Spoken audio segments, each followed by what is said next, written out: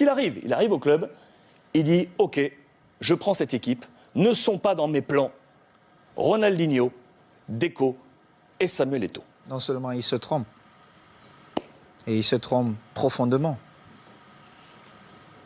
Mais déjà, bon, vous connaissez ce business de la presse, les télévisions. Il y a souvent des enfants qui sont beaux, d'autres qui le sont moins. Et moi, j'ai toujours été l'enfant qui était moins beau. Et c'était mon rôle. Mais seulement, j'avais un rôle très important dans le vestiaire où je pouvais tout dire à n'importe qui en le regardant dans les yeux.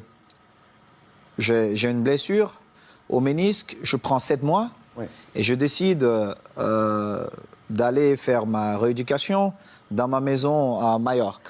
C'était une erreur. Parce qu'à ce moment-là, il n'y avait plus le dialogue. Et quand vous avez un vestiaire comme celui du Barça avec des grands joueurs qui ne peuvent pas se parler, il y a un souci. Parce que la force du Barça, c'est que c'était un groupe de jeunes qui aimaient s'amuser ensemble. Quand on rentrait dans un stade, on voyait qu'il y avait une certaine complicité. On partageait plus que des entraînements, plus qu'un match de football. On se retrouvait pour dîner, on se retrouvait pour danser, on avait nos petits secrets. Et tout ça, quand je reviens, était mort. Était mort. Et comme j'aime souvent dire les vérités, et pour moi, toute vérité est bonne à dire, évidemment, ce jour, Ronny se trompe parce que c'était le match, mon retour, c'était face à la Real Sociedad. Franck, qui me prend avant le match, il me dit « Est-ce que tu veux commencer ou tu vas attendre ?» Je lui ai dit « Franck, je préfère jouer les dernières 20 minutes en espérant que le Barça sera en train de gagner 3-0, voire 4. C'est plus facile pour quelqu'un qui a fait 7 mois sans jouer. » Mais malheureusement, ce n'était pas ça. Franck fait 3 remplacements. Et je suis toujours à l'échauffement. Et à un moment donné, je reviens vers le banc de touche et j'ai dit à Eusebio, oui, on a fait 3 remplacements dont je vais aller m'asseoir. Simple. Moi, je n'étais pas fâché. Je reviens, c'est mon premier match. Je savais que j'allais jouer à n'importe quel moment, je devais jouer. Et Franck, qui va en conférence de presse, et on lui pose une question, mais pourquoi Samuel n'a pas joué? Il dit, oh, moi je ne sais pas, mais je l'ai envoyé à l'échauffement et il n'a pas voulu. Mais pourtant, j'étais à l'échauffement et je suis revenu et il avait fait 3 remplacements. Et Ronny, qui ne parlait pratiquement jamais à la presse, ou quand il passait, c'était le sourire et il partait. Et il sort une petite phrase. Moi, à ce moment-là, je me dis, mais est-ce que ce mec est normal? Parce que si quelqu'un n'était pas exempt de tout reproche, c'était Ronny.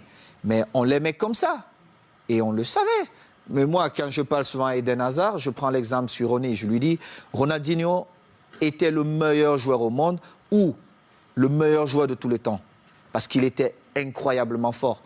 Mais seulement un joueur qui ne s'entraîne pas tous les jours, au bout d'un moment donné, ça paye cash. Ça paye. Tu peux être Ronaldinho, tu peux être Messi. Si tu ne t'entraînes pas, M. Eden Hazard, au bout de 2 ans, on t'oublie. Et le football va tellement vite qu'il y aura un autre gamin qui va naître qui sera encore plus fort. Et c'était ça. Et quand Ronny le dit, moi j'attends le lendemain, personne ne s'excuse. 2 jours après, personne ne s'excuse. Je dis, mais ils ne sont pas bien dans leur tête, eux. Et alors là, je monte au créneau et j'essaie de remettre de l'ordre. Mais seulement, comme j'étais le fils mal aimé de la presse, on a tout mis sur moi. Mais ils ont oublié de dire, en 2006, Ludovic Giuli est souvent là avec vous. Franck n'a pas parlé au vestiaire pendant la mi-temps, quand on perdait face à Arsenal. C'est moi qui ai tenu le discours. Moi, j'ai parlé. J'ai dit ce que je pensais à chacun d'eux. Quand on est revenu, on a vu un autre Barça. On a gagné ce trophée. Moi, je m'en fous. Le plus important pour nous, c'était de gagner. Et il était inconcevable de voir un groupe de jeunes gamins avec autant de talent perdre match face à Arsenal. C'était inconcevable. Et du coup, comment vous avez pris ce message quelques semaines plus tard, lorsque Guardiola qui arrive dit « Moi, Eto'o, Deco, Ronaldinho, c'est dehors ». Mais j'ai d'abord rappelé à Guardiola qu'il n'a jamais été un grand joueur. Il était un bon joueur. Et c'est vrai.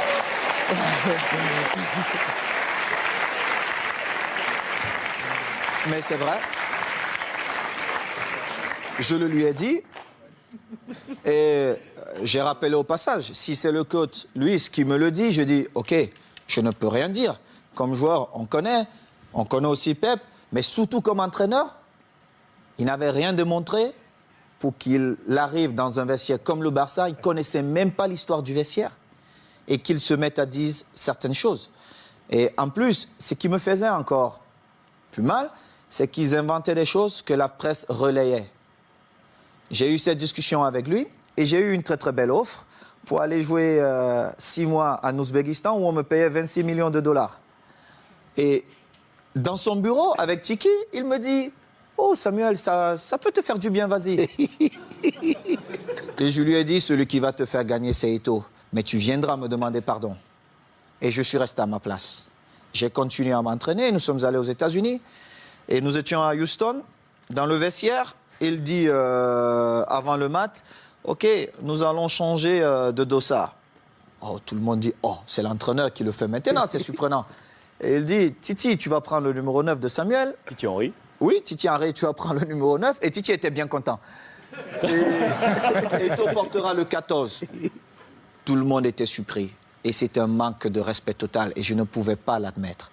Parce que j'avais quand même écrit une belle histoire, même si elle devait s'arrêter là, au Barça. J'avais beaucoup fait pour le club. Que ce soit dans les stades, mais surtout en dehors du stade. En dehors du stade.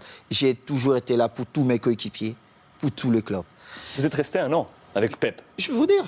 Alors, il joue, je suis au banc de touche. Quelques jours plus tard, on joue contre une équipe de Mexico, Chivas. Chivas. Et il a le malheur de me donner 20 minutes. Et je crois qu'il pouvait se tirer une balle dans la tête. Et les 20 minutes, je marque 3 buts. On revient à New York contre Red Bull. Bon, il se dit, bon, voilà, il me renvoie dedans, je marque encore 3 buts. Il était obligé de convoquer une réunion, mais comme il n'a jamais eu le courage de me dire les choses en face, il est passé par mes coéquipiers. J'étais en train de dîner et le délégué vient, Carlos Nava, il me dit, viens, j'ai une surprise pour toi. Moi, j'étais pressé. Je me disais peut-être c'est Beyoncé qui m'attendait.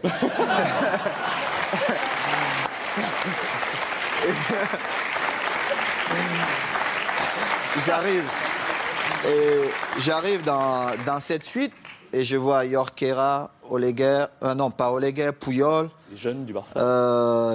Léo, André, Xavi et surtout Victor, qui est l'un de mes meilleurs amis. Et Victor Valdés. Victor Valdés.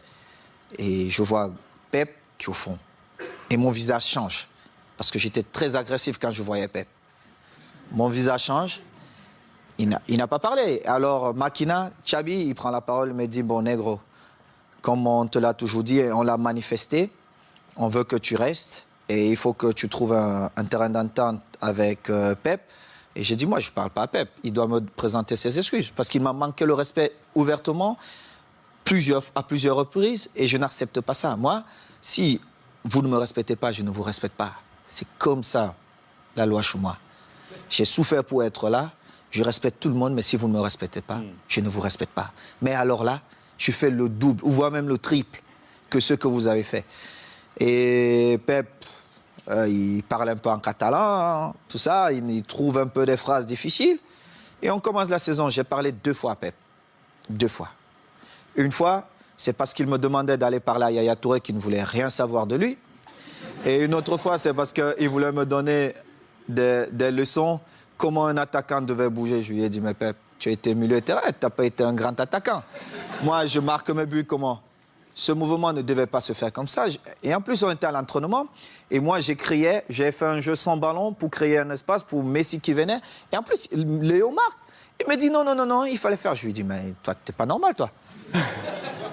En fin de saison, je marque, je crois, 35 buts. Et je marque le but qui nous permet de prendre l'avance face à Manchester à Rome. On se retrouve en finale de Ligue des Champions. Oui, en finale de Ligue des Champions. On se retrouve à la Corogne. Et à la Corogne, je marque 2 buts ce match. Et je devais partir jouer face au Togo avec les Lions.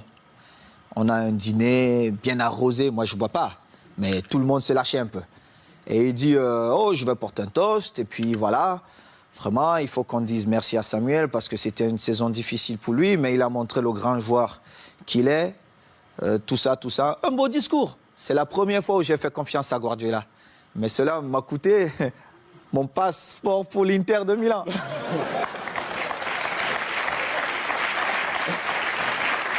Et du coup, quand vous l'avez croisé ensuite à l'Inter, parce que vous l'avez croisé, on a une belle photo de vous en Mais poignée de regardez main. mon visage.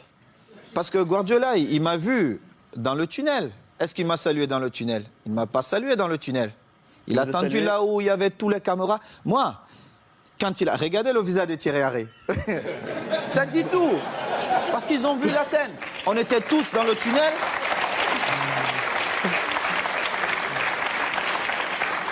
Regardez Léo Messi. Regardez le visage de Léo Messi. On était tous dans le tunnel. Il ne m'a pas salué. Il a attendu quand il y avait toutes les caméras pour venir me tendre la main. Évidemment, je ne pouvais pas refuser. Parce que le mal-aimé ou l'enfant détesté, on devait dire, ah, voilà, Samuel a encore fait des siennes.